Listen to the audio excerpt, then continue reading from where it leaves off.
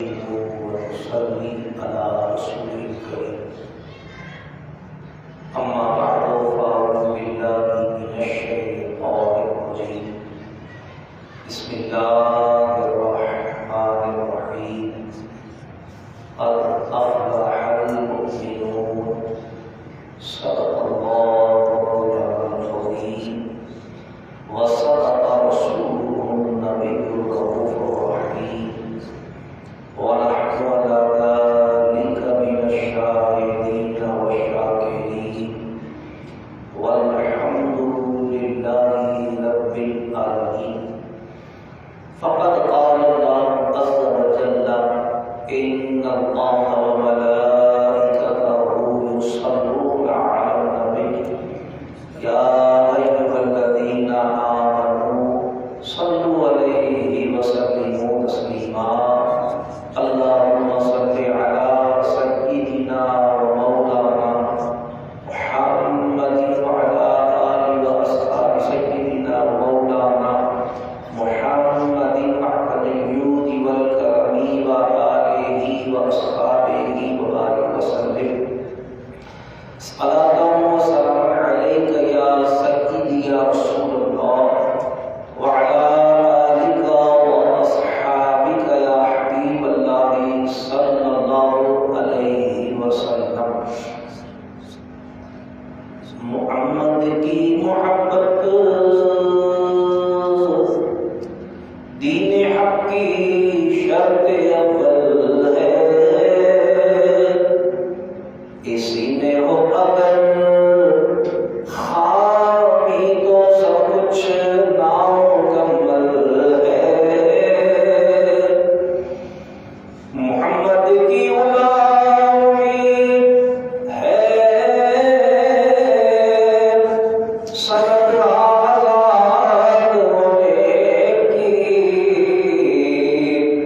خدا کے دامن توحید میں آباد ہونے کی. اگر جنت میں جانے کا ارادہ ہو تمامی کا، گلے میں ڈال لو پٹا محمد کی غلامی کا. اللهم صل على سيدنا مولانا محمد وعلى آله وأصحاب سيدنا مولانا محمد وبارك وسلم. صلاة وسلام عليك يا سيدي يا رسول الله وعلى آلك وأصحابك يا حبيب الله صلى الله عليه وسلم. حمد و ثنا کے بعد اللہ تبارک و تعالیٰ کا بے پناہ شکر اور احسان انتہائی کرم اور انعام کہ اس نے ہم گناہگاروں کو اپنی بارگاہ میں سرگریزی کے لیے منتخب فرمایا. درود اس کے پیارے محبوب علیہ السلام کی ذات والا صلاۃ پر کہ بھلائی کی یہ توفیق سعادت کا یہ ملنا انہی کے صدقے تو فیل ہے. سلام کے ذوالین مطہرات اہل بیت اطہار صحابہ کرام خلفائے راشدین رضوان اللہ تعالی علیہم اجمعین پر. حصول برکت کے لیے قرآن کریم سے سورہ مؤمنون شریف کی آیت مقدسہ تلاوت کا شرف حاصل کیا. اس سے پہلے کہ تلاوت کرنا آیت قرآنیہ کے تحت گفتگو عرض کی جائے، اللہ تعالیٰ سے دعا ہے کہ اپنے پیارے حبیب نبی نبی کریم رؤوف الرحیم علیہ افضل الصلاۃ والتسلیم کے صدقہ طفیل مجموعہ کو حق کہنے کی توفیق عطا فرمائے. اللہ کریم ہم تمام آل ایمان کو حق سن کر حق کو قبول کرنے اور اس پر عمل کرنے کی توفیق عطا فرمائے. ماہ رجب المرجب اپنی برکتوں کو لے کر الحمدللہ ہمارے سروں پر سایہ فکن ہو چکا ہے.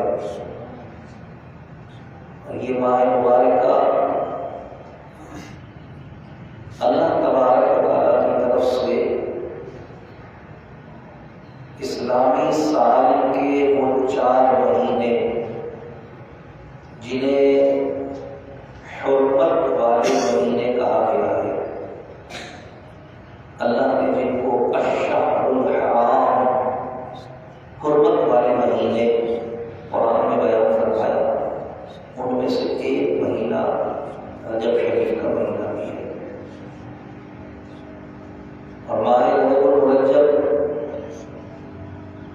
اعتبار سے بہت زیادہ اہل ایمان کے لیے خوشیوں کا باعث ہوتا ہے کہ جس طرح انتہائی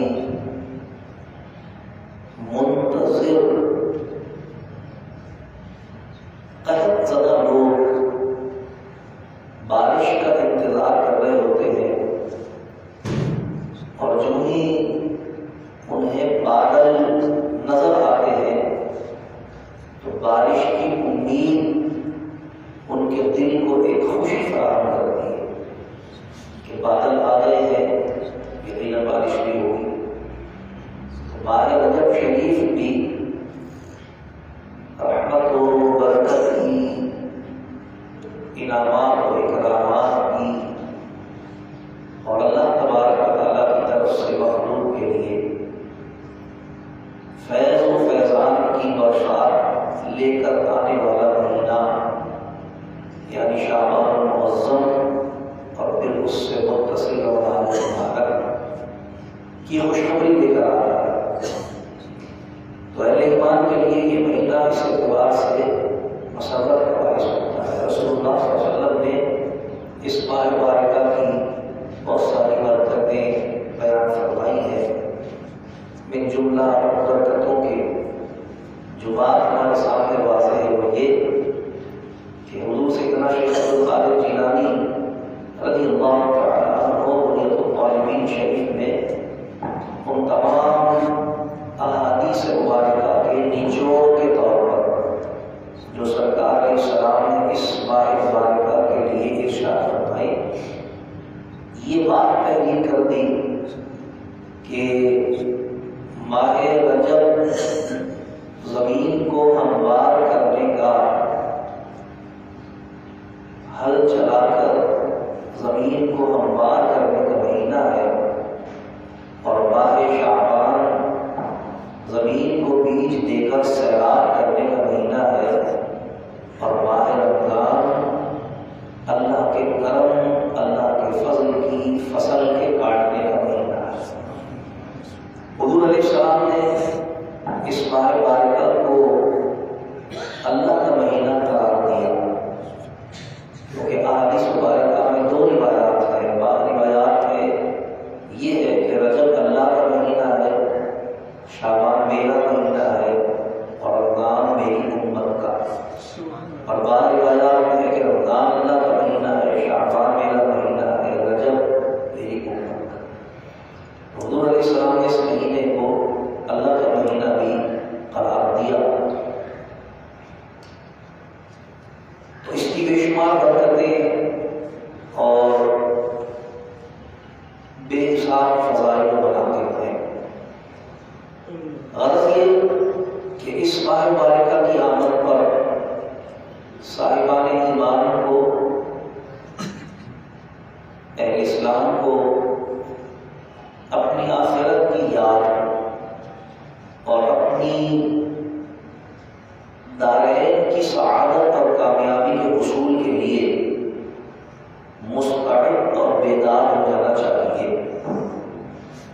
اسی نسبت سے ہم نے قرآن کریم فرقان حمید کی سورہ مؤمنون شریف کی ابتدائی آیات کا انتخاب کیا،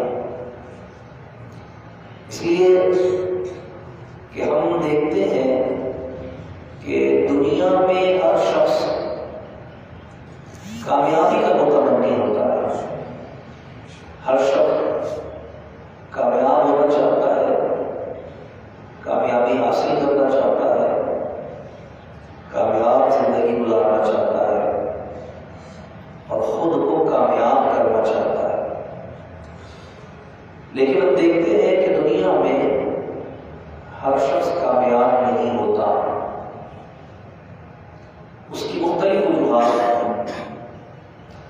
بعض لوگوں کو ہم دیکھتے ہیں کہ کامیاب ہونے کی خواہش تو ہر دل میں فطری طور پر ہوتی ہے، لیکن ہم بعض لوگوں کو دیکھتے ہیں کہ وہ اپنی زندگی میں خود رو، خود بخود اگ جانے والی گھاس پھوس کی طرح بے مقصد زندگی بسر کرتے ہیں۔ یعنی بس وقت اور حالات نے جس طرح چلا دیا تو وہ چل پڑے. انہوں نے کسی مقصد کا تعین نہیں کیا، کوئی ایم، کوئی گول انہوں نے اپنی لائف کے لیے سلیکٹ نہیں کیا جس کی اچیومنٹ کے لیے، جس کو پانے کے لیے، جس کو حاصل کرنے کے لیے وہ جدوجہد کرتے. ظاہر ہے کہ جب انہوں نے اپنی زندگی کا مقصد کامیابی منتخب ہی نہیں کیا تو پھر ان کو کامیابی ملے گی کیسے؟ بس یوں ہی چلتے چلے گئے، حالات اور واقعات نے جس طرف چلا دیا. ایک یہ لوگ ہیں. دوسرے وہ لوگ ہیں کہ جو مقصد کا تعین تو کرتے ہیں، یعنی کامیابی کی خواہش رکھنے والے دوسری قسم کے لوگ. وہ مقصد کا تعین تو کرتے ہیں. اکثر بچوں سے آپ پوچھیں گے تو ان کے اساتذہ یا ان کے بڑے یا ان کے والدین ان کو سکھا یا پڑھا دیتے ہیں یا از خود وہ کسی کو اپنا آئیڈیل بناتے ہیں. تو آپ سنتے اس سے پوچھو گے تو کیا بننا چاہتے ہو؟ تو کوئی کہتا ہے میں ڈاکٹر بننا چاہتا ہوں، کوئی کہتا ہے میں انجینئر بننا چاہتا ہوں، کوئی کہتا ہے میں پائلٹ بننا چاہتا ہوں، وغیرہ وغیرہ. تو مقصد تو متعین کیا لیکن کامیاب نہیں ہوئے. کیوں؟ اس لیے کہ مقصد کا تعین تو کیا لیکن اس مقصد کے لیے کوئی کوشش، محنت اور جدوجہد نہیں کی. ظاہر ڈاکٹر یا انجینئر یا پروفیسر بننا آسان کام تو نہیں ہے، اس کے لیے محنت کرنی پڑتی ہے. تو مقصد تو متعین کیا لیکن اس مقصد کے لیے جدوجہد نہیں کی، کوشش نہیں کی، کوئی محنت نہیں کی، نتیجہ ناکامی. تیسری طرح کے لوگ وہ ہیں کہ جنہوں نے اپنی زندگی میں مقصد نہیں رکھی، مقصد کا تعین بھی کیا اور اس مقصد کو حاصل کرنے کے لیے انہوں نے محنت بھی کی، پھر بھی ناکام ہو. یہ کیوں ناکام ہو؟ کہ انہوں نے تو کوئی مقصد بھی متعین کیا اور اس مقصد کے حاصل کرنے کی جدوجہد اور کوشش بھی کی، پھر کیوں ناکام ہوئے؟ اس لیے کہ انہوں نے مقصد کا تعین تو کیا اور حصول مقصد کے لیے کوشش اور جدوجہد بھی کی، مگر کوشش اور جدوجہد کی سمت درست نہیں تھی. جس انداز میں، جس پیٹرن پر، جس سمت میں ان کو کوشش کرنی تھی انہوں نے صحیح سمت میں کوشش نہیں کی. ان کی اسٹرگل جو تھی وہ صحیح سمت میں نہیں تھی، تو رانگ ڈائریکشن ہونے کی وجہ سے وہ اپنی منزل کو نہیں پا سکے، وہ بھی ناکام ہو گئے. چوتھی طرح کے لوگ جنہوں نے بے مقصد زندگی نہیں گزاری بلکہ مقصد کا تعین کیا اور مقصد کے تعین کے پیش نظر محنت اور کوشش بھی کی اور ان کی محنت اور کوشش اور جدوجہد کی سمت بھی درست تھی. صحیح سمت میں ہی انہوں نے کوشش کی لیکن اس کے باوجود بھی وہ کامیاب نہیں ہو سکے. کیوں؟ اس لیے کہ انہوں نے جسے کامیابی سمجھا وہ حقیقی کامیابی نہیں تھی. انہوں نے جسے کامیابی سمجھا یعنی انہوں نے یہ سمجھا کہ ڈاکٹر بن جانا کامیابی ہے اور ڈاکٹر بننے کے بعد وہ شعبہ جو انسانیت کے لیے، لوگوں کے لیے صرف قابل احترام ہی نہیں ہے بلکہ انسانیت کی خدمت کے لیے، لوگوں کی فلاح کے لیے ایک ایسا شعبہ ہے کہ اللہ کی ایک صفت ہے، شافی الامراض، مرض سے صحت یابی دینا، یہ اللہ کی صفت ہے. اور جب کوئی ڈاکٹر بنتا ہے تو گویا وہ اللہ کی اس صفت کا خود کو مظہر بناتا ہے. اور اگر اللہ نے اس مقصد میں اسے صحیح تعین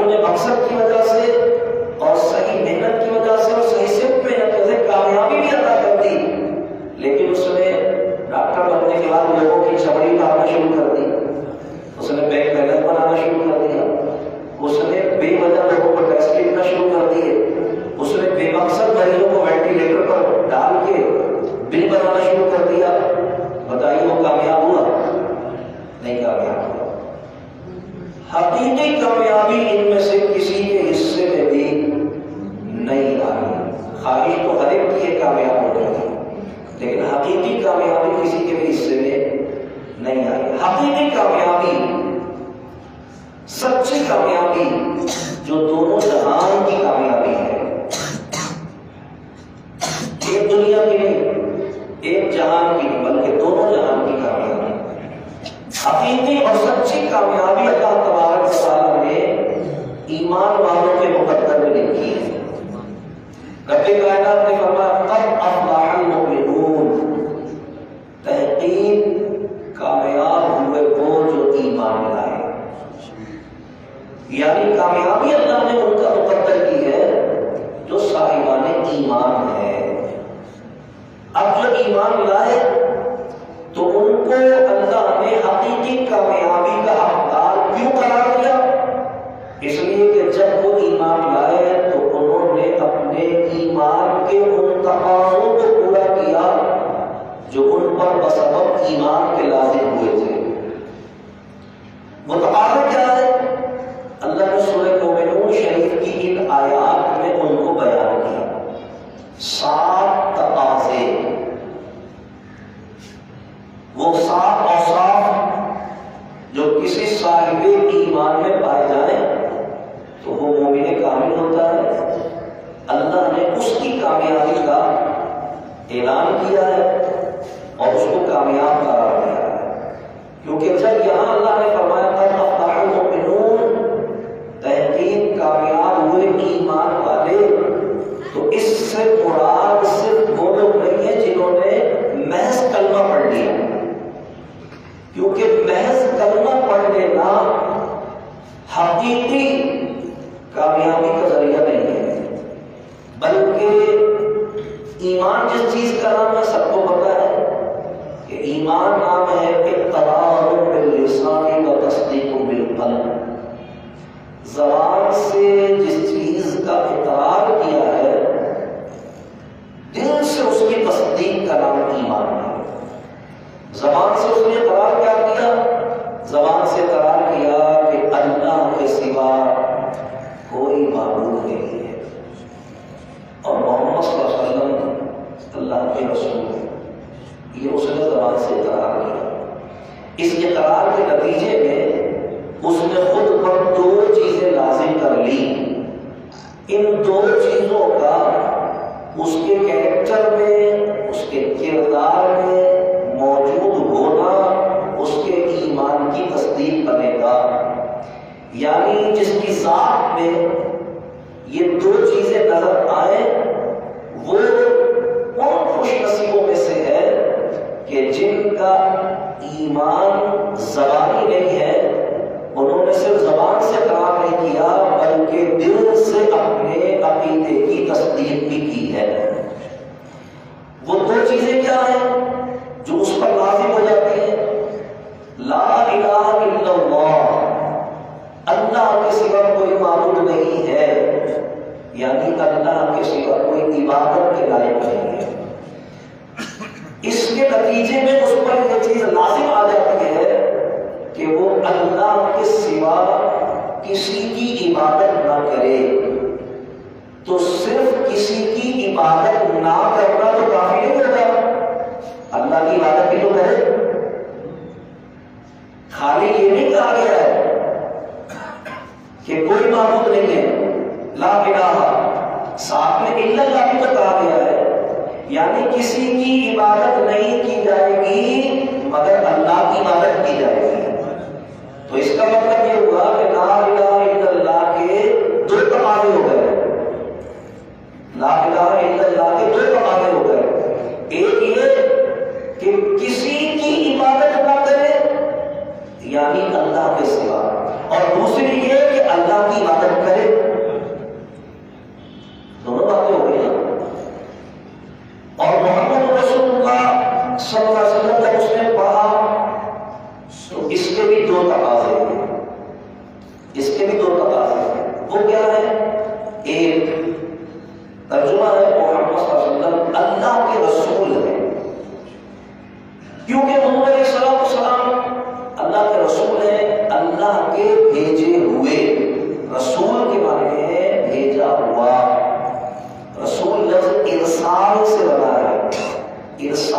کرنا، اردو زبان میں بھیجنا، جس کو بھیجتے ہیں اگر وہ بھیجا ہو تو اس کی وجہ سے اردو میں پارسل، جسے بھیجا گیا۔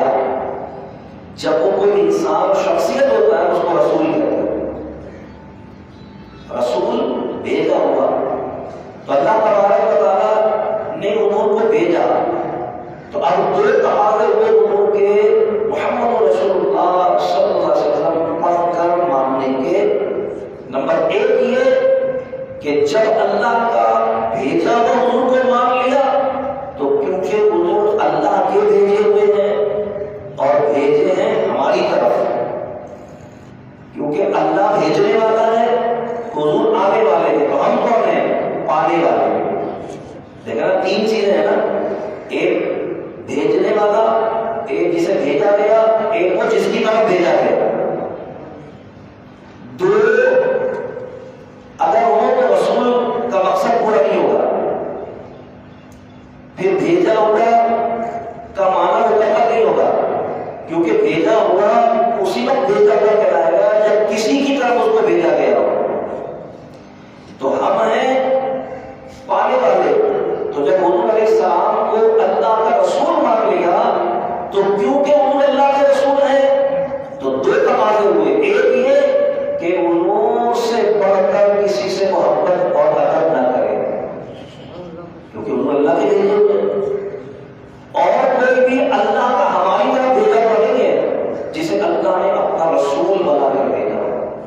حضور آخری نبی، آخری رسول ہے۔ تو ایک تقاضا تو ہوگا کہ حضور سے بڑھ کر مخلوق میں کسی کی محبت اور کسی کا ادب نہیں ہے، سب سے بڑھ کر حضور کی محبت اور حضور کا ادب۔ اور دوسرا تقاضا کیا ہے کہ کیونکہ حضور اللہ کے بھیجے ہوئے ہیں اور بھیجا ہے تو کسی وجہ سے بھیجا، اور جب اللہ نے بھیجا ہے تو خالی ہاتھ نہیں بھیجا، اللہ نے بھیجا ہے تو خالی ہاتھ نہیں بھیجا۔ تو دوسرا تقاضا کیا ہوگا کہ جو کچھ حضور لے کر آئے ہیں اس سب کو ماننا، یعنی پہلے تقاضے میں حضور کو ماننا اور دوسرے تقاضے میں حضور کی ماننا۔ عبادت اللہ کے سوا کسی کی نہیں، اور اطاعت یعنی فرما برداری حضور صلی اللہ علیہ وسلم کے سوا کسی کی نہیں۔ یہ دو تقاضے ہیں ایمان کے، جو ان دو تقاضوں کو پورا کرتا ہے وہ عند اللہ مومن کامل ہے، اور جو عند اللہ مومن ہے اللہ نے اس کی کامیابی کا وعدہ کیا، قد افلح المؤمنون، تحقیق کامیاب ہوئے ایمان والے۔ علامت ان کی کیا ہے، اوصاف ان کی کیا ہے، پہچان ان کی کیا ہے، کون ہے یہ لوگ؟ اللہ تبارک و تعالیٰ نے 7 اوصاف بیان کیے اسی سورہ مبارکہ کی انہی ابتدائی آیات میں۔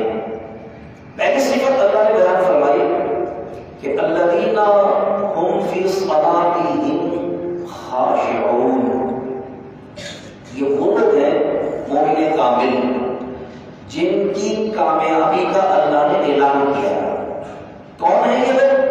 فرمایا الذین، یہ وہ لوگ ہیں ہم فی صلاتہم خاشعون، جو اپنی نمازوں میں اللہ کا خوف شامل رکھتے ہیں۔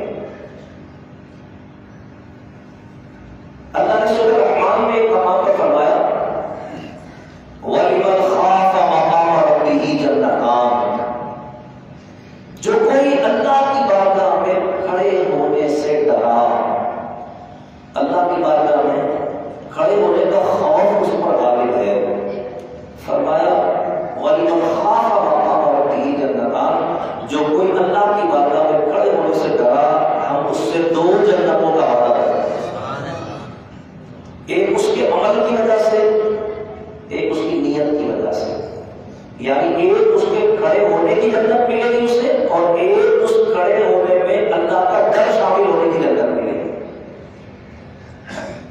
تو فرمایا گیا کہ الذین هم فی صلاتہم خاشعون، یہ وہ لوگ ہیں کہ جو اپنی نمازوں میں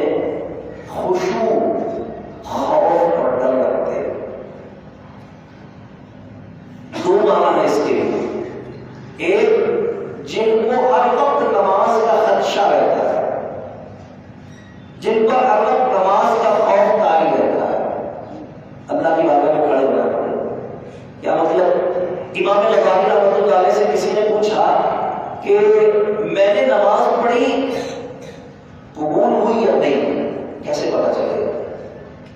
امام غزالی سے کسی نے پوچھا کہ میں نے نماز پڑھی قبول ہوئی یا نہیں، کیسے پتا چلے گا؟ فرمایا ایک نماز پڑھ لینے کے بعد اگر تیرا دل دوسری نماز کا منتظر رہے تو یہ تیری پچھلی کی قبولیت کی لگے، اگر اگلی کا منتظر ہو نماز نہ چھوٹ جائے گی۔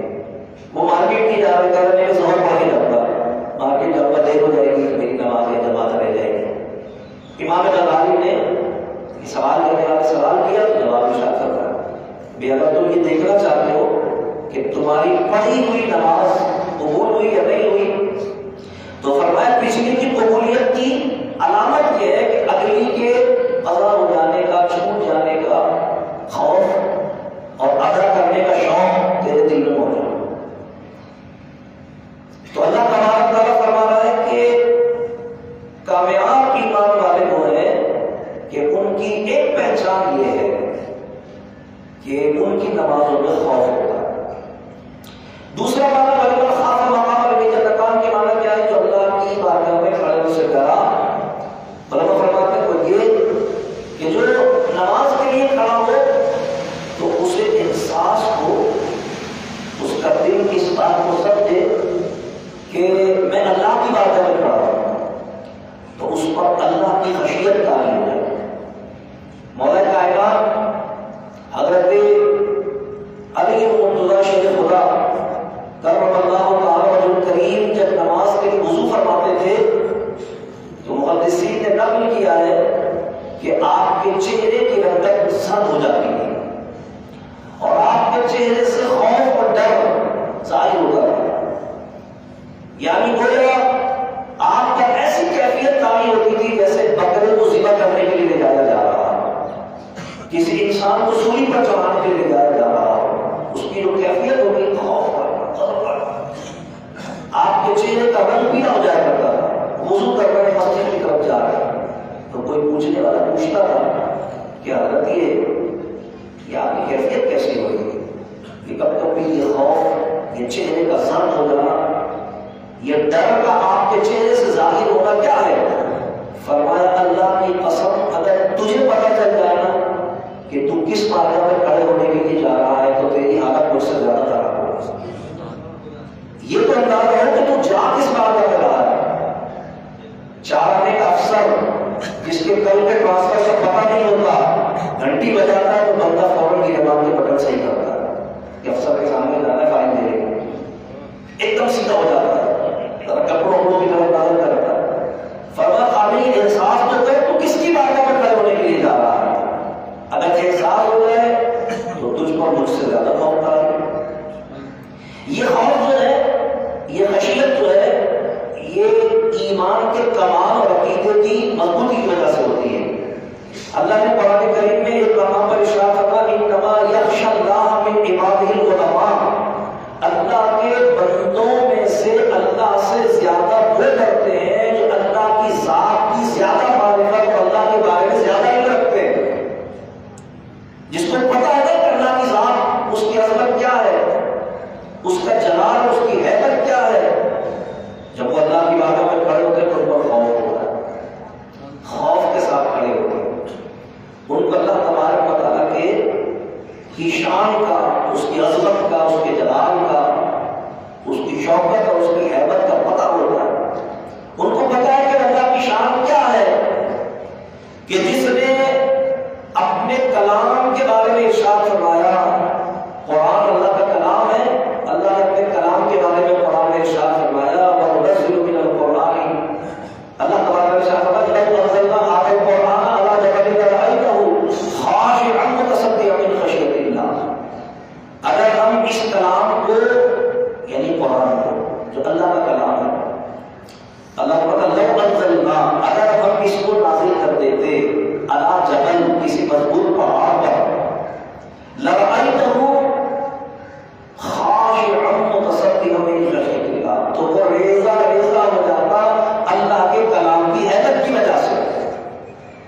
تو جس کے کلام کی حیبت کا یہ عالم ہے کہ اگر پہاڑ کو نازل کر دیا جائے تو وہ ریزہ ریزہ ہو جائے، اس کی ذات کی اپنی حیبت کیا ہوگی۔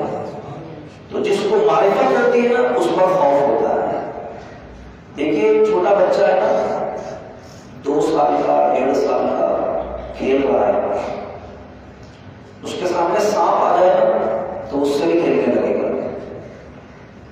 اس کے سامنے انگیٹھی میں انگارا رکھا ہوگا تو وہ جا کے اس کو اٹھانے کی کوشش کرے گا، اس سے بھی کھیلنے کی کوشش کرے گا۔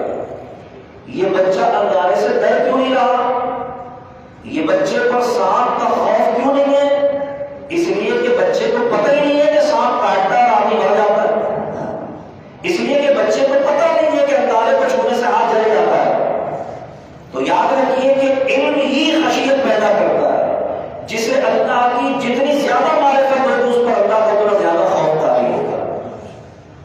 اس لیے اللہ تبارک و تعالیٰ نے ایمان والوں کی تعریف میں یہ بات فرمائی کہ الذین هم فی صلاتهم خاشعون، ایمان والے جن سے اللہ نے کامیابی کا وعدہ فرمایا کہ وہ لوگ ہیں کہ جب یہ نماز کے لیے کھڑے ہوتے ہیں تو ان پر خوف طاری ہوتا ہے۔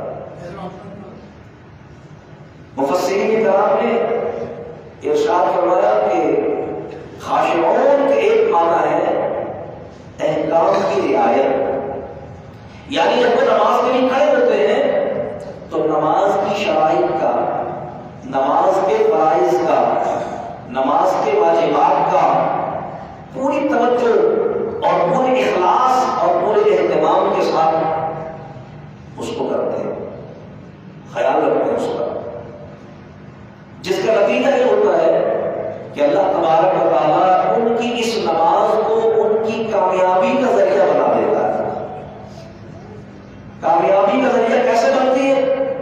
اللہ تعالیٰ قرآن کریم میں ارشاد کرتا ہے ان الصلاۃ تنہی عن الفحشاء والمنکر، یہ والی نمازیں جس کی ابھی میں نے بات بتائی نا، جب یہ نماز پڑھتا ہے نا تو اس کی نماز اللہ فرماتا ہے ان الصلاۃ تنہی عن الفحشاء والمنکر، یہ وہ خوش نصیب ہے جس کی نماز اس کو بدی اور گناہ اور بے حیائی کے کاموں سے روکتی ہے۔ یہ والے نمازی ہے۔ ایک نمازی وہ ہے کہ بس تو چلنے آئے والی کہانی ہے، نہ فرائض کا پتہ ہے نہ واجبات کا پتہ ہے، تو جو ایسی نماز ادا کرے کہ جس میں خشوع پایا جائے، ہم فی صلاتہم خاشعون، جس میں خشوع پایا جائے، جس میں اخلاص پایا جائے، جس کا مقصد لوگوں میں نمازی کہلوانا اور کہلانا نہیں ہو، بلکہ جس کا مقصد اللہ کی عبادت بجا لانا ہو، تو پھر وہ نماز کامیابی کا پہلا زینہ بن جاتی ہے اس صاحب ایمان کے لیے جس کی کامیابی کا اللہ نے قرآن میں قد افلح المؤمنون کہہ کر اعلان فرمایا۔ سیکنڈ اسٹیپ، دوسرا زینہ کامیابی کا، اللہ تبارک و تعالیٰ نے ارشاد فرمایا والذین هم عن اللغو معرضون، یہ ایمان والے جن سے ہم نے حقیقی کامیابی کا وعدہ کیا ہے، دونوں جہان کی کامیابی جن کا مقدر ہے، فرمایا ان کی دوسری پہچان، ان کا دوسرا وصف اور دوسری علامت یہ ہے کہ الذین هم عن اللغو معرضون، یہ وہ لوگ ہیں جو فضول چیزوں سے، بیکار کاموں اور بیکار باتوں سے، بے مقصد افعال اور بے مقصد اقوال سے خود کو روک لیتے ہیں، بیکار کی بات بھی نہیں کرتے اور بیکار کا کام بھی نہیں کرتے۔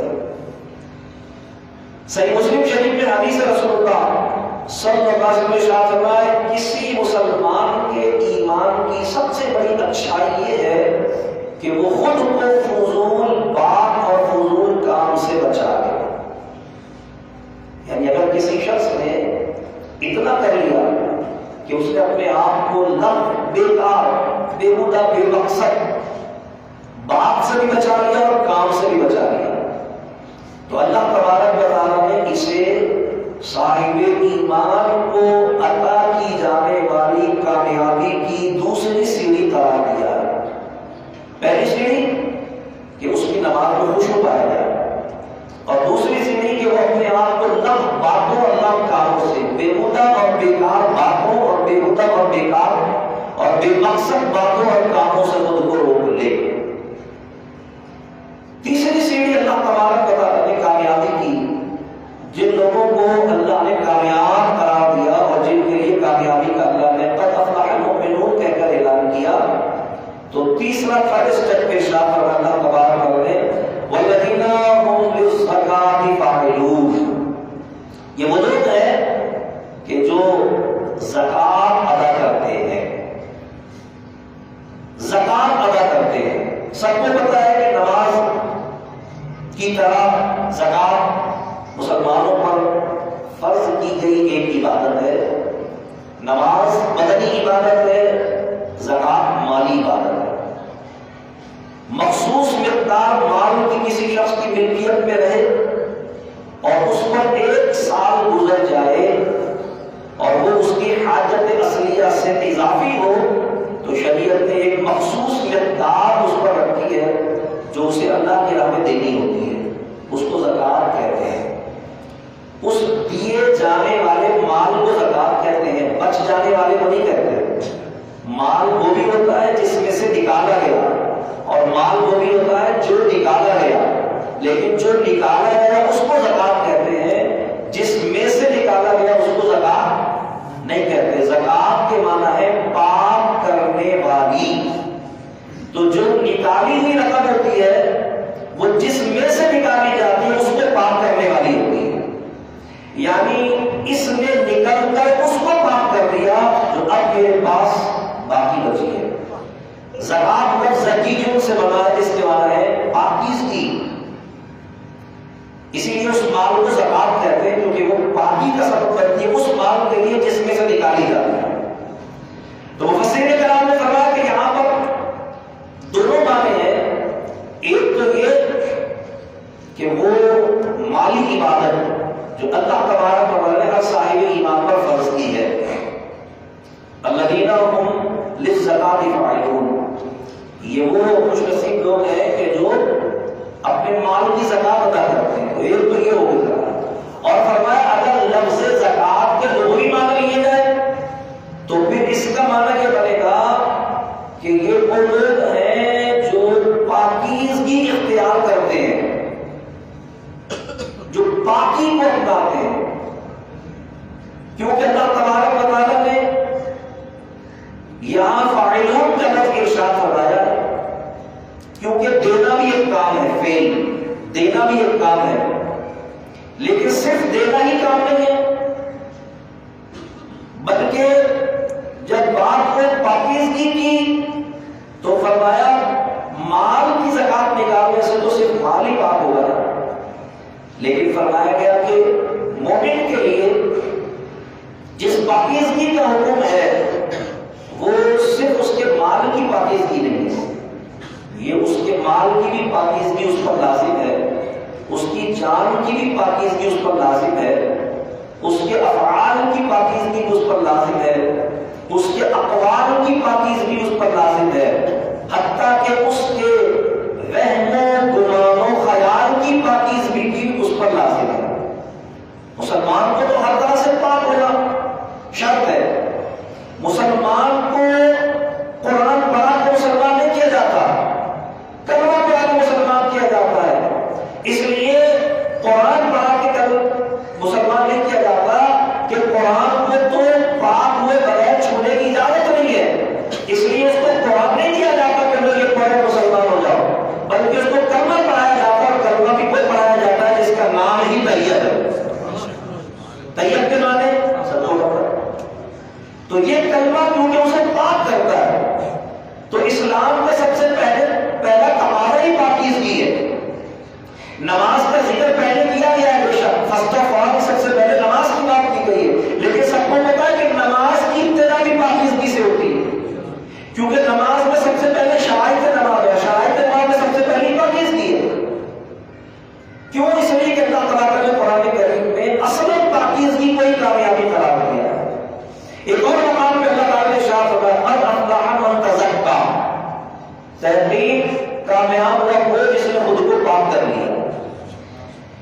اللہ تبارک و تعالیٰ کو پاک بندے ہی محبوب اور پسندیدہ ہے۔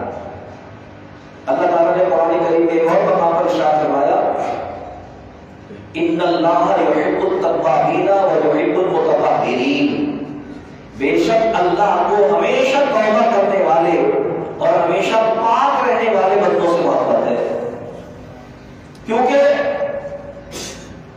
ہمیشہ پاک رہنے والا ظاہری پاکیزگی کا حامل ہوتا ہے، کیونکہ وہ غسل اور وضو کا اہتمام رکھتا ہے، لیکن ہمیشہ توبہ کرنے والا وہ ہے کہ جو ظاہر اور باطن دونوں میں پاک ہوتا ہے، کیونکہ توبہ کا مطلب ہوتا ہے ہر کیے ہوئے گناہ پر اللہ کی بارگاہ میں ندامت کرنا اور اللہ سے رجوع کرنا۔ تو یہ پاکیزگی اس کے باطن کی پاکیزگی کا سبب بنتی ہے، توبہ باطنی پاکیزگی کا سبب بنتی ہے۔ تو اس لیے اللہ نے ایسے بندے سے اپنی محبت کا اظہار فرمایا۔ تو تیسرا زینہ جو کامیابی کی طرف ایک مسلمان کو لے کر جاتا ہے، تیسری سیڑھی وہ ہے الذین هم للزکاۃ فاعلون۔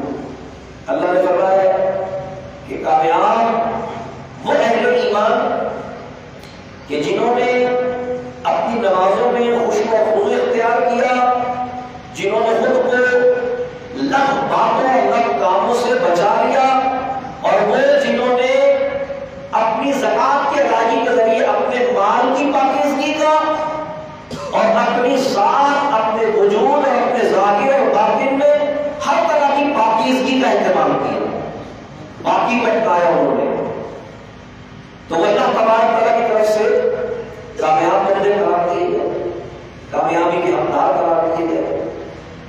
پھر فورتھ اسٹیپ، اس سیڑھی کا چوتھا پرچہ جو اللہ تبارک نے بیان کیا سورہ مومنون میں، فرمایا والذین هم لفروجہم حافظون۔ چوتھی بات جو بیان فرمائی وہ یہ کہ یہ وہ خوش نصیب ہے جو اہل ایمان ہیں اور اللہ نے ان سے حقیقی کامیابی کا وعدہ کیا۔ ان کی چوتھی پہچان، چوتھی صفت، چوتھی علامت، چوتھی نشانی یہ ہے کہ والذین هم لفروجہم حافظون، کہ یہ وہ لوگ ہیں کہ جو اپنی شرمگاہوں کی حفاظت کرتے ہیں،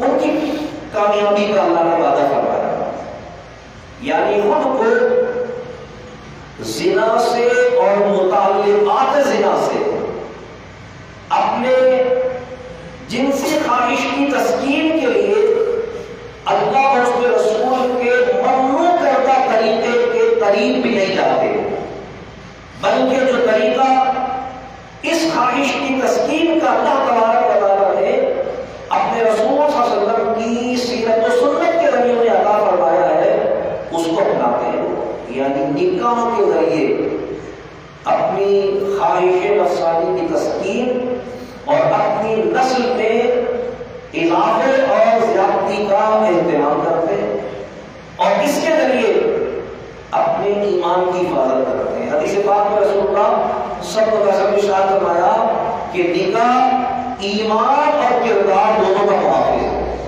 یعنی جب کوئی شخص نکاح کرتا ہے تو اس کا ایمان بھی محفوظ ہوتا ہے، کیونکہ ایمان کی خرابی نفس چیزوں سے ابھی آپ نے سنا، اور نکاح اسے بد نگاہی سے، بد کلامی سے، کیونکہ اگر غور کریں تو آپ کو محسوس ہوگا کہ ہمارے معاشرے میں ایسے بہت سارے لوگ پائے جاتے ہیں جو صرف لفظوں سے بھی جنسی تسکین حاصل کرتے ہیں، ان کی گفتگو میں بھی جنسیت غالب ہوتی ہے۔ ایسے بہت سے آپ کو معاشرے میں ملیں گے جن کے افعال تو ہوتے ہی ہیں کہ کسی کو دیکھ رہے ہیں تو نظر ہی نہیں آتے اس میں سے، یا گندی فلمیں، گندے ڈرامے اور گندی تصویریں، گندے مناظر، گندے روایات پر گفتگو، ان کی یعنی گفتگو کا مرکز محور جنسیت ہوتی ہے، لیکن انہوں سے یہ آپ فضل ارشاد فرمایا کہ صاحب ایمان زنا اس کے متعلقات سے خود کو محفوظ رکھتا ہے۔ صحابہ نے پوچھا یا رسول اللہ زنا کے متعلقات کیا ہیں؟ فرمایا نامحرم کو دیکھنا آنکھوں کا زنا ہے، نامحرم کے کلام کو جنسی رغبت سے سننا کانوں کا زنا ہے، نامحرم کو چھونا متعلقات زنا میں سے اور نامحرم کے ساتھ خلوت کرنا یہ اہتمام زنا کا سبب ہے. یعنی جب تنہائی میسر آ جائے تو پھر یعنی حدود قیود کا قائم رکھنا. حدیث پاک میں سرکار صلی اللہ علیہ وسلم نے فرمایا کہ جب دو نامحرم مرد و عورت کسی تنہائی کے مقام پر جمع ہوتے ہیں تو ان میں تیسرا شیطان ہوتا ہے. یعنی شیطان فوراً وہاں پہنچ جاتا ہے کہ کسی طرح سے بھی اگر مجھ سے کسی فعل بد کا ارتکاب نہ ہو تو کم از کم کسی اور کے دل اور ذہن میں ان کے لیے بدگمانی ڈال کر ان کے لیے خرابی پیدا کر دے. الزام لگا دیا جائے پر کوئی کیا کچھ نہیں ہوا, نیت بھی صحیح کیوں کیا ہے. اسی لیے حدیث میں سرکار نے فرمایا اتقوا موادیت تو ہم جس بات جس کام سے الزام لگنے کا ڈر ہے اس سے بھی بچو, کیونکہ لوگوں کو بدگمانی کا موقع نہیں ملا. میں نے بہن بتایا ابھی بھائی تو آپ کو بھی جا رہا ہے کہ گھر میں کوئی نہیں ہوتا تو بہن بنایا مجھے بہن میں گھر میں اٹھا کر ان کے سامنے جایا کر بیٹھے کر باتیں کیا کر تاکہ بہن کے کردار پر کسی کو انگلی اٹھانے کا موقع نہ ملے. تو اللہ تبارک و تعالیٰ نے اہل ایمان کو کامیابی کا زینہ طے کرنے کے لیے جو سیڑھیاں فراہم کی اس میں ایک اسٹرینڈ ایک سیڑھی یہ بھی مقرر کی کہ فرمایا کہ والذین هم لفروجہم یحافظون کہ وہ ایمان والے وہ ہیں کہ جو اپنی شرمگاہوں کی حفاظت کرتے ہیں, وہ اپنی شرمگاہوں کی حفاظت کرتے ہیں. اور پھر اللہ تبارک و تعالیٰ نے دو اوصاف ایسے بیان فرمائے کہ جو بدقسمتی سے ہمارے ہاں برائی اور گناہ سمجھی نہیں جاتے اور وہ کسی بھی صاحب ایمان کی حقیقی کامیابی کے اصول میں سب سے بڑی رکاوٹ ہوتی ہے. وہ کیا ہے؟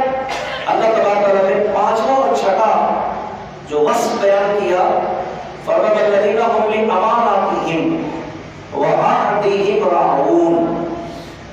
یہ وہ لوگ ہیں جن سے اللہ نے کامیابی کا وعدہ کیا, جن کی کامیابی کا اللہ نے اعلان کیا ہے کہ یقیناً کامیاب ہے. قد افلح المؤمنون, یہ وہ ایمان والے ہیں جو یقیناً کامیاب ہیں. قد تحقیق ہم اعلان کرتے ہو کامیاب ہے.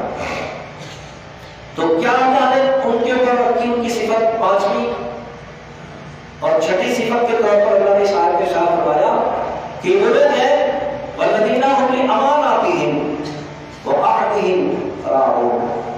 یہ وہ لوگ ہیں کہ جو امانت کی پاسداری کرتے ہیں اور وعدوں کو پورا کرتے ہیں. بدقسمتی سے آج بہت سارے ایسے لوگ جو نماز بھی بڑی پابندی سے پڑھتے ہیں, بالکل طے شدہ بات ہے کہ وہ زکات بھی پوری ذمہ داری سے ادا کرتے ہیں, کیونکہ نماز پڑھتے اس لیے پاکیزگی کا بھی خیال رکھتے ہیں, باقی ناپاکی کا بھی اہتمام کرتے ہیں. اور یہ بھی پکی بات ہے کہ نہ بدنگاہی کرتے ہیں نہ بدفعلی کرتے ہیں, لیکن بدقسمتی سے ایسے بے شمار میں آپ کو نظر آئیں گے جو ان اوصاف سے متصف ہونے کے باوجود امانت دار نہیں ہے, وعدہ پورا نہیں کرتے, بلکہ خیانت کو یعنی امانت کے ترک کر دینے کو برا بھی نہیں سمجھتے. کسی کا حق مار لینا, کسی کا قرض کھا جانا, بلکہ میں کہوں گا بات بھی امانت ہوتی ہے, بات بھی امانت ہوتی ہے. اسی کا ویسے حضرت مدینہ ارشاد فرماتے ہیں کہ جب تم کسی کے گھر جاؤ تو اندھے بن کے جاؤ, اور جب کسی کے گھر سے نکلو تو بہرے بن کے نکلو, تو گونگے بن کے نکلو. تو لوگوں نے کہا کہ اس کا کیا معنی ہے؟ فرمایا کسی کے گھر اندھے بن کے جاؤ یعنی اس کے گھر کی کسی برائی پر نظر نہ کرو, اور گونگے بن کے نکلو کا مطلب یہ کہ کوئی برائی اور بڑی تمہاری نظر میں آ جائے تو باہر نکل دو, اس کا چرچا نہ کرو. کیوں؟ حدیث پاک میں سرکار اس نے فرمایا جو اپنے کسی مسلمان بھائی کا پردہ رکھے گا, اتفاقی طور پر کوئی برائی دیکھ لی اس نے, کوئی عیب اس کی نظر میں آ گیا, فرمایا کہ جو اپنے مسلمان بھائی کا پردہ رکھے گا محض اللہ کے خوف کی وجہ سے اللہ قیامت کے دن اس کے گناہوں میں پردہ رکھے گا. تو بات کی بھی امانت ہوتی ہے. کسی نے کوئی بات آپ پہ اعتماد کر کے بتا دیا آپ کو, آپ نے وہ اس نے تو کٹوا لی اپنے ہاتھ, اگر بچوں کٹا کے پھنس گیا تھا, اب دیکھ اب تجھے کوئی کر دے تمہارا بات نہیں. باپ کی بھی امانت ہے, مال کی بھی امانت ہے, چیز کی بھی امانت ہے. اللہ تعالیٰ نے فرمایا کہ صاحب ایمان کے لیے کامیابی کی جو منزل میں نے مقرر کی ہے اس تک پہنچنے کے لیے جو زینے مقرر ہے ان میں سے ایک زینہ امانت داری بھی ہے. اگر امانت داری اس میں نہیں ہے, بڑی ذمہ داری سے کہہ رہا ہوں, بہت دیندار قسم کے لوگوں کو میں نے دیکھا جنہوں نے گھر بیچا اور بھائی کا حق نہیں دیا, جنہوں نے وراثت تقسیم کی اور بہنوں تک آ گئے. اللہ فرماتا ہے کامیابی میں رکاوٹ بنی. بڑے اہتمام سے نماز پڑھ رہا ہے, بڑے اہتمام سے روزے رکھ رہا ہے, بڑے اہتمام سے زکات دے رہا ہے, باقی سارے کام کر رہا ہے, حج عمرہ کر رہا ہے, نیکی کر رہا ہے, لیکن اس نے کسی کا حق مارا ہوا ہے, کسی بھی طرح کا کسی کا حق مارا ہوا ہے. اس کی امانت تھی, اس نے ادا نہیں کی کسی بھی طریقے سے. بہت سارے اس کے طریقے ہو سکتے ہیں. اب مثبت گفتگو کروں تو ظاہر ہے پورا وہ نماز کو بن جائے, لیکن کسی کا بھی کسی بھی طریقے سے کوئی حق اس نے مارا ہوا ہے اور اس کی امانت اس کو ادا نہیں کی ہے, اسے پتا ہے کہ مجھے اس کو دینا چاہیے, نہیں دیتا. اللہ تعالیٰ فرماتا ہے کہ کامیاب نہیں ہوگا کیونکہ یہ زینہ اس نے, یہ سیڑھی اس نے, یہ اسٹریپ اس نے چھوڑ دیا. اور اس کے ساتھ ہی ساتھ فرمایا وعدہ بھی پورا کرتا ہوں. یہ بھی ایک سیڑھی ہے, یعنی پانچویں سیڑھی امانت داری ہے اور چھٹی سیڑھی وعدہ پورا کرتا ہے. وعدے کی اسلام میں اتنی اہمیت ہے, امانت کی اسلام میں اتنی اہمیت ہے. حضور سید اعظم صلی اللہ علیہ وسلم شاہ فرمایا کہ کسی کافر کی امانت بھی کسی مسلمان کو کھا جانا حلال نہیں ہے, اور کسی کافر سے کیا ہوا مسلمان بھی, کسی کافر سے کیا ہوا وعدہ بھی کسی مسلمان کو توڑ دینا حلال نہیں ہے. بلکہ آپ کو یاد ہوگا جب حضور علیہ السلام مکہ مکرمہ سے ہجرت کر کے مدینہ طیبہ جا رہے تھے تو سیرت کتابوں میں لکھا ہے حضور کے گھر پہ کافروں نے گھیرا ہوا تھا. یہ سن لگ گئی تھی کہ محمد مکہ چھوڑ کر جا رہے ہیں, تو حضور کے قتل کا منصوبہ کہ بس اگلے کے راستے میں قتل کر دیں گے, تو انہوں نے حضور کے گھر کا محاصرہ کیا ہوا تھا. میں بتا آپ کو کہ حضرت علی کو حضور اپنے بستر پر لٹایا تھا, یاسین شریف کی آیتیں پڑھتے ہوئے سرکار گھر سے نکلے تھے, کسی کو نظر آیا ہی نہیں کہ حضور کام نہیں کر کے کہاں چلے گئے. تو حضور علیہ السلام نے حضرت علی کو اپنے بستر پہ کیوں لٹایا تھا, بہت بار آپ نے مجھ سے بھی سنا, علماء سے بھی سنتے ہیں کہ مکے کے کچھ لوگوں کی امانتیں تھیں حضور کے پاس, جو آپ نے حضرت علی کو دی تھی کہ بھائی کل تم یہ امانتیں ان لوگوں کو واپس کر کے پھر تم مدینے آ جانا. تو حضور علیہ السلام کی سیرت کی کتابوں میں لکھا ہے حضور علیہ السلام کی سیرت کو اللہ نے کیوں لقد کان لکم فی رسول اللہ اسوۃ حسنہ کہہ کر دنیا کے لیے مثال بنایا ہے. فرمایا جو حضور کو قتل کرنے کا منصوبہ بنا کے چاروں طرف کھڑے تھے, ان میں سے بعض لوگ ایسے جن کی امانتیں وہ چھوڑ کے گئے, ان کی بھی امانت کھانے کا پتہ نہیں, قتل کرنا چاہتا ہے وہ, میری جان کا دشمن ہے, میری قتل کے منصوبے میں شامل ہے, اس کی بھی امانت انہوں نے کھانا گوارا نہیں کہ ہم یوں طے کر لیتے ہیں اس نے بھی بہت کیا ہے ہمارے ساتھ, ہم نے کیا تو کیا, خود ہی اپنے آپ کو مطمئن کر لیتے ہیں. تو حضور علیہ السلام نے جان کے دشمنوں کی امانتیں بھی چھوڑی, فرمایا کہ لوٹانا پھرا. یہی وجہ ہے کہ کفار حضور علیہ السلام کو صادق اور امین کہتے تھے. آج بھی حضور کے روضے پر جو سنہری جاریہ جس کا دیکھنا ہر صاحب ایمان کی زندگی کی سب سے بڑی توقع آخرت ہوتی ہے, اس میں حضور کے نام کا ذکر محمد رسول اللہ صادق الوعد الامین, محمد اللہ کے رسول جو سچے بھی تھے, وعدہ پورا کرنے والے بھی تھے اور امانت دار بھی تھے. تینوں صفات حضور کے نام کے ساتھ لکھی تھی, کیونکہ یہ تین صفات وہ ہے جو کسی بھی صاحب ایمان کی دونوں جہان کی کامیابی میں وسیلہ اور ذریعہ بنتی ہے. یعنی ان تینوں مسائل کو چھوڑ کر کوئی چاہے کچھ بھی کر کے میں کامیابی حاصل کر لوں, وہ کامیاب نہیں ہو سکتا. اور وعدہ پورا کرنا تو انہوں نے فرمایا اللہ ایمان اللہ احد یکم, میں لوگوں سن لو تم میں سے جو وعدہ پورا نہیں کرتا اس کا کوئی ایمان ہی نہیں ہے. ایک لفظ میں اردو میں کہتے ہیں بےایمانی مت کرو, تو ہم نے کھیل میں کسی نے گول پکڑ کے آگے بڑھا دیا تو بےایمانی کر رہا ہے. اصل بےایمانی جو بیان کی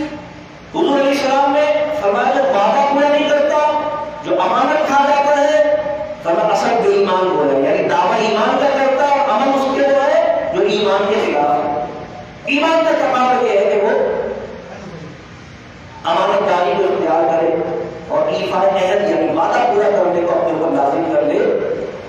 اللہ تبارک و تعالیٰ نے 7ویں سیڑھی جو کامیابی کے حصول کے لیے بیان فرمایا والذین هم علی الصلاۃ یحافظون. اب دیکھیے بات نماز سے شروع کی، نماز بھی ختم ہوئی. پہلی سیڑھی کی نماز بیان کی گئی تھی اور آخری سیڑھی کی نماز بیان کی گئی. فرمایا والذین هم علی الصلاۃ یحافظون، یہ وہ لوگ ہیں جو اپنی نمازوں کی حفاظت کرتے ہیں، ضائع نہیں ہونے دیتے اپنی نماز کو. اللہ نے قرآن کریم میں فرمایا حافظوا علی الصلوات والصلاۃ الوسطی، لوگ اپنی نمازوں کی حفاظت کرو، خاص طور پر بیچ والی کی. تو نمازوں کی حفاظت کرنا، نمازوں کی حفاظت دو طرح سے، ایک ہے ادائیگی کا پورے اہتمام کے ساتھ لازم کرنا، شرائط فرائض واجبات ساتھ، اور دوسرا ضائع ہونے سے بچانے اور حفاظت کرنے کا معنی کیا ہے؟ ہر جگہ ہر ایک کے پیچھے نہیں پڑتا. ہاں ایسا نہیں ہم تو سب کے پیچھے پڑ جاتے ہیں، ہماری سب کے پیچھے جاتی ہے، تو یہ سب کے پیچھے جن کی ہو جاتی ہے ان کی کسی کے پیچھے بھی نہیں ہوتی. کیونکہ نماز کی حفاظت، نماز اتنی سستی چیز نہیں ہے کہ کسی کے پیچھے بھی کھڑے پہ پڑے جائے. میں صرف ایک حدیث عرض کرتا ہوں، وقت میں بالکل بھی کتاب الصلاۃ بخاری شریف میں حدیث ہے، حضور علیہ السلام کو بتایا گیا کہ یا رسول اللہ فلاں شخص ہے جو قبلے کی طرف منہ کر کے تھوک رہا تھا، آپ نے منع کیا. سرکار نے فرمایا آج کے بعد تم نے وہ شخص امامت نہ کرے. کیا کہا حضور نے؟ وہ شخص آج کے بعد تم نے، حضور نے اس کو امامت کے لیے نااہل کر دیا. صحابی ہوگا، حضور کے دور میں نماز پڑھا تو وہ صحابی ہوگا. قبلے کی تعظیم نہیں کی تھی، قبلے کی طرف منہ کر کے تھوک کرنا. انہوں نے فرمایا کہ آج کے بعد وہ نماز نہ پڑھا. یہ تعظیم تھی تاکہ وہ آئے حضور کے سامنے شرمندہ ہو، معذرت کرے، اور پھر اس کے بعد حضور کو اس کی ذمہ داری پر بحال کرے. انہوں نے فرمایا آج کے بعد نماز نہیں پڑھا. علماء فرماتے ہیں غور کرنے کی بات ہے کہ جو قبلے کی تعظیم نہ کرے حضور اس کو امامت کی اہمیت سے خارج کر دیتے ہیں. جو قبلہ بنانے والی ذات کی توہین کرتا ہو وہ خود اس بات کا حقدار کیسے کہ اس کے پیچھے کھڑے کے نماز پڑھی جائے. جو حضور کے ذات پہ تبرہ کرتا ہو، حضور کے صحابہ کو گالی دیتا ہو، جو اہل بیت کو برا بنا دیتا ہو، جو حضور کو مر کے مٹی میں ڈالا مل جانے والا دیوار کے پیچھے سے بے خبر اور ہمارے جیسا بچہ بڑے بھائی کی طرح تعظیم کے لائق سمجھتا ہو، اس کے پیچھے نماز کیسے ہو جائے گی؟ اللہ نے فرمایا حافظوا علی الصلوات، اپنی نمازوں کی حفاظت کرو، اپنی نمازوں کی حفاظت کرو. تو اللہ نے 7ویں صفت کی بیان فرمائی کہ والذین علی الصلاۃ یحافظون، یہ وہ لوگ ہیں جو اپنی نمازوں کی حفاظت کرتے ہیں، ضائع نہیں ہونے دیتے. نہ اس طرح ضائع ہونے دیتے کہ کسی کے بھی پیچھے کھڑے ہو پڑھ لی، اور نہ اس طرح ضائع ہونے دیتے کہ کسی بھی طریقے سے پڑھ لی. نہیں، پورے اہتمام سے پڑھتے ہیں، شرائط کا، فرائض کا، واجبات کا، خشوع و خضوع کا اہتمام کر کے پڑھتے ہیں. اس لیے کہ نماز سے ابتدا انتہا اللہ تعالیٰ نے جو 7 اسٹیپ کامیابی کے مسلمانوں کے بیان کی، اس میں پہلا اور آخری دونوں نماز کی سے رکھا کہ نماز ہی اصل کامیابی کی منزل ہے. نماز کے لیے تو مسجد سے اللہ تعالیٰ نے اعلان کروایا ہے، جن میں 5 مرتبہ حی علی الفلاح، آؤ کامیابی کی طرف. یعنی نماز، اہل نماز کو ہی کامیابی کہہ رہا ہے اللہ تعالیٰ. حی علی الفلاح، آؤ کامیابی کی طرف. ہم زمانے میں ڈھونڈتے پھر رہے کامیابی، اور کامیابی جس چیز میں ہے بلکہ جس چیز کو کامیابی کہا ہے اللہ نے وہ نماز ہے. تو یہ جو نماز کی حفاظت کرنے والا ہے اور ان 7 اوصاف پر ثابت قدم رہنے والا ہے، ایسوں کے لیے اللہ نے فرمایا قد افلح المؤمنون، یہ وہ ایمان والے ہیں جن کی کامیابی یقینی ہے. ہم ان کی کامیابی کا اعلان کرتے ہیں. جب کوئی کامیاب ہوتا ہے تو اس کو کچھ ملتا ہے. انٹرویو میں کامیاب ہوتا ہے تو نوکری ملتی ہے، امتحان میں کامیاب ہوتا ہے تو ڈگری ملتی ہے، کچھ تو ملتا ہے نا. جب کوئی کامیاب ہوتا ہے تو اس کو ملتا ہے. اللہ نے فرمایا قد افلح المؤمنون، یہ ہے کامیاب ہونے والے اہل ایمان. تو ان کو کیا ملے گا؟ اللہ تبارک و تعالیٰ کیا ان کو عطا فرمائے گا؟ اللہ تعالیٰ فرماتا ہے اولئک هم الوارثون، یہی اصل میں وارث ہے. کس چیز کے وارث ہیں؟ وارث کو کہتے ہیں اس کو کہ جو اپنے بڑے کا چھوڑا ہوا پاتا ہے. وارث کہتے ہیں جو اپنے بڑے کا چھوڑا ہوا پاتا ہے، جو چھوڑا ہوا ہے اس کو وراثت کہتے ہیں، جو پاتا ہے اس کو وارث کہتے ہیں۔ تو وہ کیا چیز ہے جو ہمارے بڑے کی چھوڑی ہوئی تھی اور ہمیں اس کے پانے کی کوئی کمی اللہ نے دی ہے؟ وہ جنت ہے جو ہمارے باپ نے چھوڑی تھی، آدم علیہ السلام نے۔ اللہ تعالیٰ ارشاد فرماتا ہے اولئک هم الوارثون، یہی وہ لوگ ہیں جو وراثت پانے والے ہیں، الذین یرثون الفردوس، وہ وراثت ہے جنت جو ان کو ملے گی، ہم فیہا خالدون، اور ایسی ملے گی کہ اس سے کبھی نکالے نہیں جائیں گے، نہ مر کے نکلیں گے نہ ویسے نکالے جائیں گے، ہمیشہ ہمیشہ اس پہ رہیں گے۔ ماہر جب مرجب ہمارے زمین پر دستک دینے کے لیے آتا ہے کہ رمضان قریب آ رہا ہے، توبہ کا مہینہ شعبان پیچھے کھڑا ہوا ہے، رجوع کر لو، پلٹ آؤ، پاکیزگی کا سامان کر لو، طہارت کا اہتمام کر لو۔ اگر کامیابی چاہیے تو اوصاف کامیابی خود میں اجاگر کر لے، اس لیے کہ یہ وہ اوصاف ہے کہ جس نے ان اوصاف کو خود میں اجاگر کر لیا، اللہ نے قد افلح المؤمنون کہہ کر اس سے کامیابی کا وعدہ کر لیا ہے۔ اللہ تبارک و تعالیٰ کی بارگاہ میں دعا ہے کہ اللہ کریم ہم سب کو حقیقی اوصاف ایمانی اپنے اخلاق و کردار میں اجاگر کرنے کی توفیق عطا فرمائے۔ اللہ تبارک و تعالیٰ ہم سب کو اسلام کا نور کامل اور دین کا حقیقی فہم اور حضور علیہ السلام کی کامل اطاعت و محبت و سنت نصیب فرمائے، سرکار کی غلامی میں جینا اور مرنا نصیب فرمائے۔ وآخر دعوانا